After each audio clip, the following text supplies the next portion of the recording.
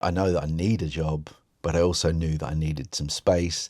I'd carved out that space, and now it's just kind of like extended. And I could look at it two ways. I could start to worry, oh my God, I need to get a job, panic, panic, panic, or just accept it for what it is. Today, what's really on my mind is I lost my job, and what do I do now? And you might be someone who is in exactly the same place. You might be someone who was recently in the same place. You might be someone who's thinking, my job might be at risk. So for transparency, I lost my job in November 2025. It's now July 2026. And I decided very deliberately after losing my job that I would have a few months off, for want of a better word. Time to take stock of, the previous 3.5 years in the job, and what elements of that job do I want to take forward into my future endeavours. My immediate plan was very clear, roll into Christmas, then start looking at the job market in January, which I did. It was very quiet, at least for what I was looking for. At the same time, I was having weekly therapy sessions, and through my discussions over the last kind of 18 months, the subject of neurodiversity came up. And so I decided to, based on the conversations that we'd had, based on the traits of ADHD and autism, that it might be wise for me, as someone who wants to know themselves to the nth degree, to get assessed. In February 2026, I was diagnosed with ADHD combined, and then at the beginning of April, I was diagnosed with autism. And that kind of, to be brutally honest, put a little bit of a spanner in the works in terms of, one, my confidence, two, identity, and three, what I actually wanted to do.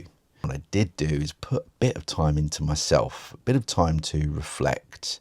And that was a real challenge for me to decide quite deliberately that in November I lost my job, and I know that I need a job, but I also knew that I needed some space. I'd carved out that space, and now it's just kind of like extended, or it had extended. And I could look at it two ways. I could start to worry, oh my God, I need to get a job, panic, panic, panic, or just accept it for what it is. I'm a great believer in things happen for a reason. And this new discovery about myself clearly happened for a reason. These traits are not new. These are traits that have been with me since childhood. But the realization that those very traits and the way that my brain is wired are linked is new. And so I've spent a lot of time kind of, I wouldn't say grieving the past, but I probably still am working through that, to be honest. So I don't want to make this about neurodiversity, but that is still part of the journey. Now I'm in a phase where I'm more enthusiastic now about searching for work as I begin to understand and connect the dots about myself. And so I've been through lots of thought processes about, okay, well, what do I do now?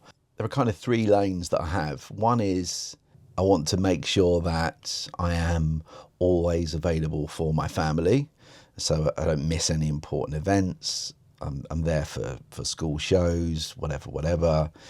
That's one lane.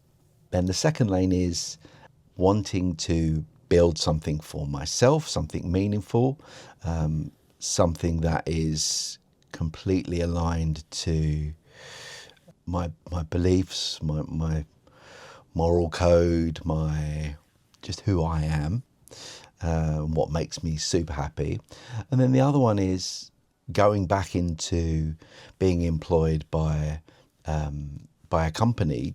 I have a desire to go into somewhere and improve it. And if I leave it in a better place than when I arrive. And so those are kind of three lanes that I've been toying with. I think part of that is doing these videos. That's something for me. It's something I can look back on.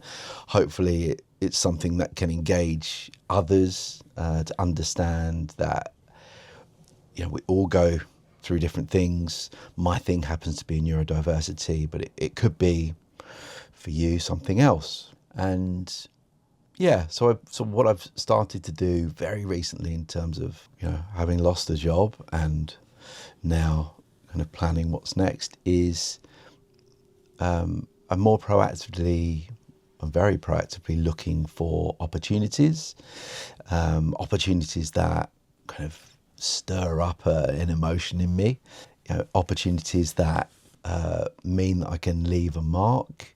I'm in marketing, and what I really love doing is building marketing functions and taking something from zero to the sky's the limit. Why I love it so much is that no 2 days are the same. The technology, the digital landscape, what's relevant now versus what's relevant in 6 months, it's changing all the time. And that is something that keeps my engagement, keeps me interested, makes me want to get up in the morning. And I really, really love that I found marketing as my passion, as the thing that I love. And so now, whilst the industry or the job market, it's no secret in the UK that you know the job market is tough. There are a lot of super talented people out there who are not in work. And so, yeah, I'm being very selective about the jobs that I go for. But at the same time, I'm not standing still. So whilst there may not be a plethora of opportunities out there, I do have time to build my own thing. And I do that. I have another channel called Stephen Does Marketing, and I use that to create marketing videos for small businesses, for SMEs and entrepreneurs. And that makes me happy. Like, I enjoy sitting down, scripting. I enjoy filming the videos, enjoy editing them. It's very time consuming. So now that I am more actively searching for employed work, it is a slightly slower process now than it was, say, 4 or 5 months ago. If you're someone who has lost your job and you're wondering what to do now, it's very easy for me to say, take a moment. You may not have that comfort to be able to do that for whatever reason. But if you are someone who can, have a think about what it is, whether it's in the job that you no longer have or a previous job. What is it about that job that you absolutely loved? What is it about that job that made you get up in the morning and wanted to go above and beyond, and just relentlessly pursue that? And in this climate at the moment, there may not be the opportunities out there. Doesn't stop you sending speculative letters to companies that you respect. You know, I've done that. I've sent emails, I've had conversations with companies that I really love what they're doing from a marketing perspective. I want to be part of that. What value can I bring if in future they have an opportunity? And it's just about having conversations. So, you know, if you're not sure what the thing is that gets you up in the morning, take some time to explore that. And it might be in a completely different direction to where you are currently, and that's okay too. It might be a necessity that you have to work. Try to get a job that maybe isn't aligned with what you truly love, but it could be a means to an end whereby you need that to earn money, and then in your spare time you can then pursue your passion. Nothing is a straight line. A to B is not necessarily straight. I'd much prefer that it was. I really like simple, but life isn't like that. And so take your learnings from your past experiences and apply them to the thing that you want to do in the future. And don't lose sight of that. If you've taken the time to watch this to the end, drop me a comment. Let me know where you're at in your journey. If you've lost your job, what's happened? Where do you find yourself now? And I'm in an infinitely better place now than I was then, even though there is now real pressure to get earning money. I'm excited for the future. What's meant for us will not pass us by. Take it easy. Wish you nothing but the best. And I'll see you on the next one.